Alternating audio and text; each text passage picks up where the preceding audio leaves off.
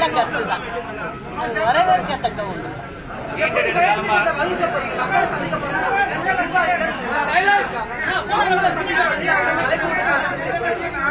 நிறைய பேரை நான் சந்திச்சுக்கிட்டு இருக்கேன், உங்களுக்கு எல்லாம் இன்னும் சொல்லல, அவ்வளவுதான். ஆமா ஆமா ஆமா ஆமா எப்போ சந்திச்சுட்டு தான் இருக்கேன். 20க்கும் மேற்பட்ட மாவட்ட செயலாளர்கள், 60க்கும் மேற்பட்ட எம்எல்ஏக்கள் அத்தனை பேருமே அவங்க தரப்புல இருக்காங்க. உங்களை நம்பி எப்படி அவ்வளவு பேர் வருவாங்கன்னு நினைக்கிறீங்க? நீங்க பார்க்க தானங்க போறீங்க, பாருங்க, ஆட்சி அமைக்கிறத பாருங்க, இது எல்லாமே நீங்க பார்க்க தானே போறீங்க. இந்த ஒன்றிணைக்கும் நடவடிக்கைகள்ல டிடிவி தினகரனுடைய அமமுக கட்சி நிலையமா நீங்க எல்லாமே பார்க்க தானே போறீங்க. நான் சொல்லுவது அனைத்து இந்திய அண்ணா திராவிட முன்னேற்ற கழகத்துல இருந்து 4 இடத்துல பிரிஞ்சு இருக்கலாம், எல்லாரும் ஒன்னாதான் செயல்படும்.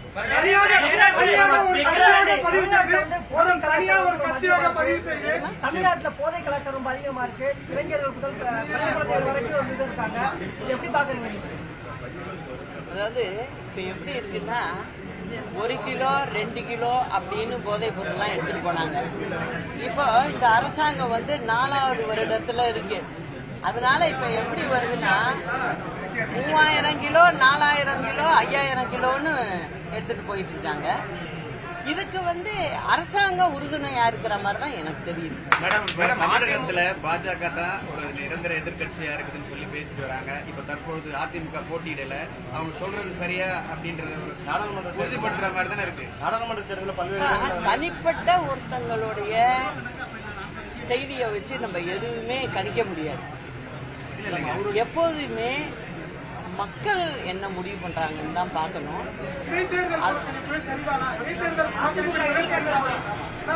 இடைத்தேர்தல் புறக்கணிப்புங்கிறது இந்த நேரத்துல சரியில்லைதான். அண்ணாமலை அவர்கள் தொடர்ந்து இதுதான் பிரச்சாரம் பண்ணிட்டு வராரு.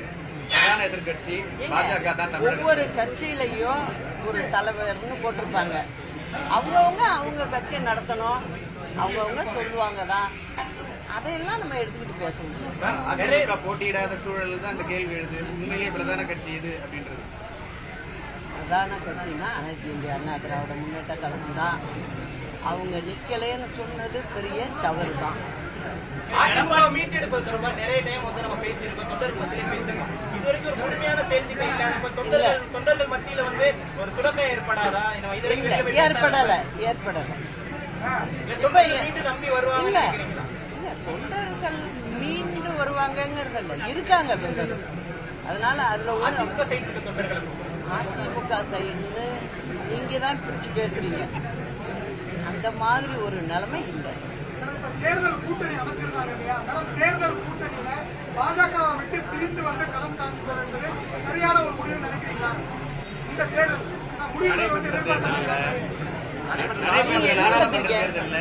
நீங்க எந்த பத்திரிகை? சன் டிவி. மக்கள் பிரச்சனை எல்லாம் எதுவும் போட மாட்டீங்களோ?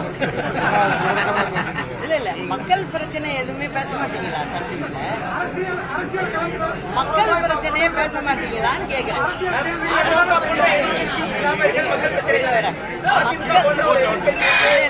மக்கள் பிரச்சனைனா நான் சொல்லட்டா? வரிசையா சொல்லவா? கொஞ்சம் எடுத்துக்கிறீங்களா? மக்கள் பிரச்சனை சொல்லட்டா? இப்ப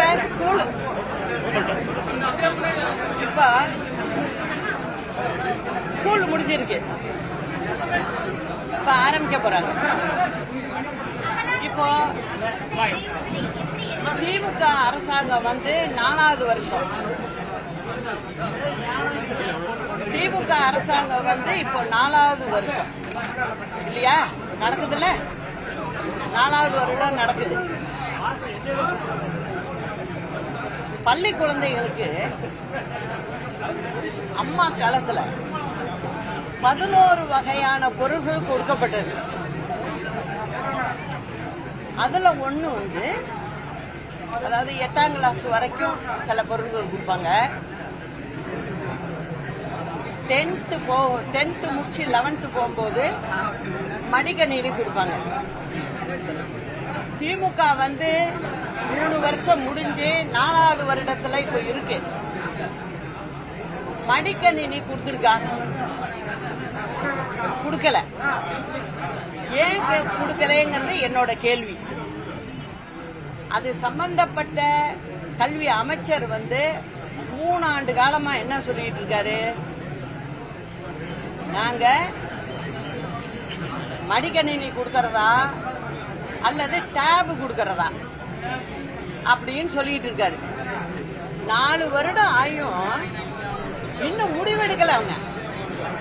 அப்போ இந்த 4 வருட காலத்துல படிச்சு வெளியில போன பையங்க, பெண்கள், இவங்களுக்கு மடிக்கணினியே கொடுக்கப்படல. அதுவே கிட்டத்தட்ட 20 லட்சம் இளைஞர்கள் இருப்பாங்க அதுல. இவங்க ஆண்ட வருஷங்களை நான் சொல்றேன். என்ன பண்ணிட்டு இருக்கு அரசாங்கம்? என்ன பண்ணிட்டு இருக்குன்னு நான் கேக்குறேன். அரசாங்கம் பிள்ளை, நீங்க பல அறிவிப்புகளை கொடுத்து ஆட்சிக்கு வந்தீங்க.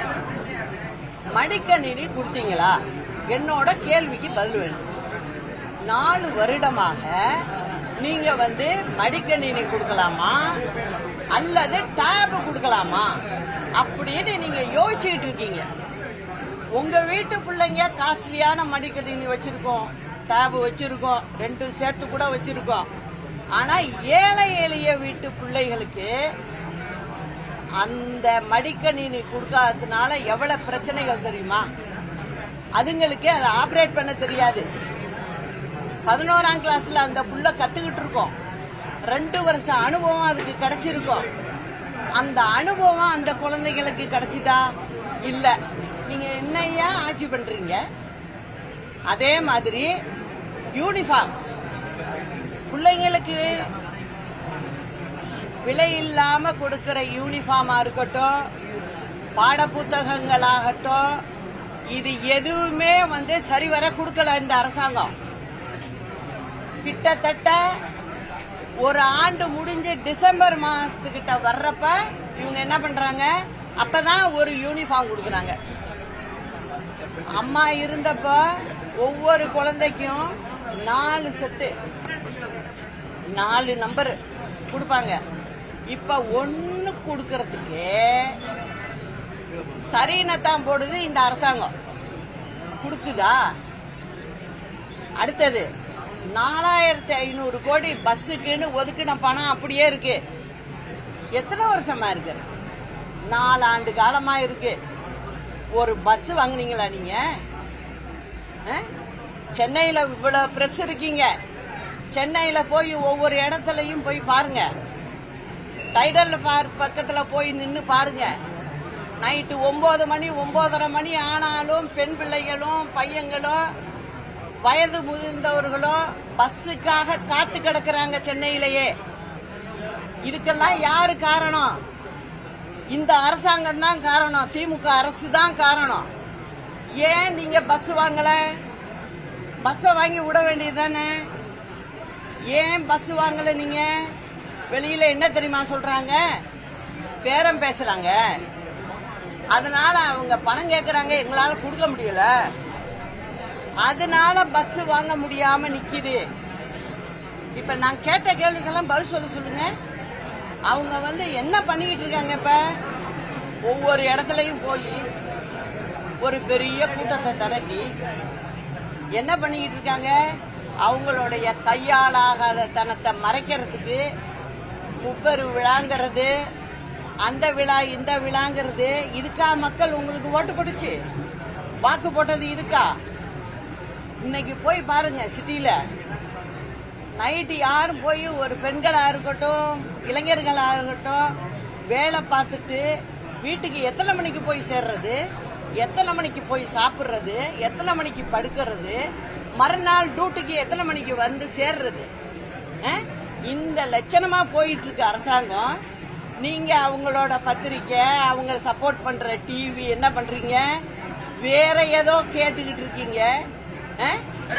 இதெல்லாம் உங்களுக்கு போக முடியல. உங்களுக்கு எதிர்கட்சி தலைவர் கேட்க வேண்டிய கேள்வி அவர் கேட்கலன்னா நான் எதிர்கட்சி நான் கேட்கிறேன்.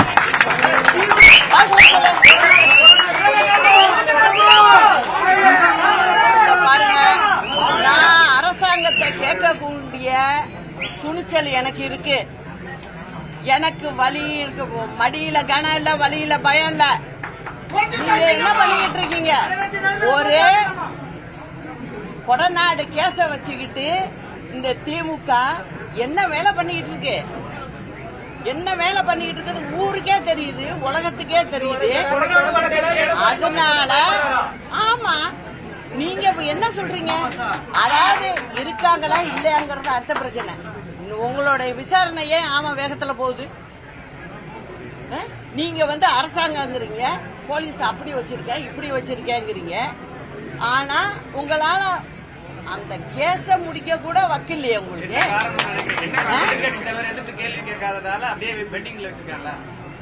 அது என்னன்னு நீங்க தான் அதை பார்க்கணும், பிரஸ் தான் பார்க்கணும். அதாவது நான் திருப்பி சொல்றது, தேர்தலுக்கு தேர்தல் கொண்டாடுன்னு வருது பேச்சு. அத சொல்றது யாரு? பொறுப்புள்ள ஒரு முதலமைச்சர் சொல்றாரு. ஆனால் அந்த கேஸ ஏன் அவர் நடத்த மாட்டாரு? நடத்த வேண்டியதுதான் அந்த கேஸ. அதுல யாரு பாதிக்கப்படுறாங்களோ அவங்கள நீங்க ஆக்ஷன் எடுங்க, அது யாரா இருந்தாலும். ஏன் அதை செய்ய மாட்டேங்கிறீங்க? அதே போலதான் நான் சொல்றேன் திரும்ப, அரசாங்கம் சரியா நடக்கலைங்கிறத நான் ஓப்பனா குற்றச்சாட்டாவே நான் வைப்பேன். அதற்கு அவங்கள பதில் சொல்ல சொல்லுங்க. நீங்க என்ன பதில் சொல்றீங்க? நீங்க பழைய கதையை பேசிக்கிட்டு போறீங்க. எவ்வளவு நாளைக்கு நீங்க அதை வச்சுக்கிட்டு ஓட்டுவீங்கிறத நான் பார்க்க தானே போறேன். அது நடக்குது தம்பி, நீங்க கவலையே படாதீங்க. அது நல்லபடியா நடக்குது. அதாவது நான் என்ன சொல்றேன்னா, ஏங்க அவர் பேசுனா நான் அதை கேட்டுக்கிட்டு சும்மா வாயை பத்திட்டு உட்காந்துருக்கீங்களா? இந்த பாருப்பா தம்பி, வந்து சன் டிவில இருக்கலாம், இருங்க, வேண்டான்னு சொல்லல. ஆனா பொதுமக்கள் கஷ்டப்படுறதையும் கொஞ்சம் சொல்லுங்கப்பா வெளியில. அதாவது இவ்வளவு பிள்ளைங்க வந்து கஷ்டப்பட்டுக்கிட்டு இருக்கு, அத பத்தி வாய் திறக்க மாட்டேங்கிறீங்க. ஒரு பிரஷம் சும்மா வந்து முப்பரு விழாவை எடுத்துக்கிட்டு போட்டுக்கிட்டு உட்காந்துருக்கீங்க. இது ரொம்ப நாட்டுக்கு தேவை பாருங்க. இது அது வேணா அவங்க வீட்டுக்கு தேவையா இருக்கலாம், நாட்டுக்கெல்லாம் தேவை கிடையாது. நாட்டுக்கு நீங்க என்ன செய்யற அதுதான்.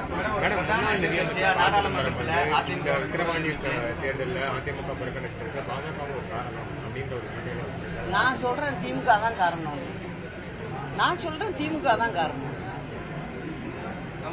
எப்போ வந்து கொடநாடுக்கு வழக்கு முடியுதோ அப்பதான் ஊரு உலகத்துக்கு எல்லாமே தெரிய வரும். இதுதான் உண்மை.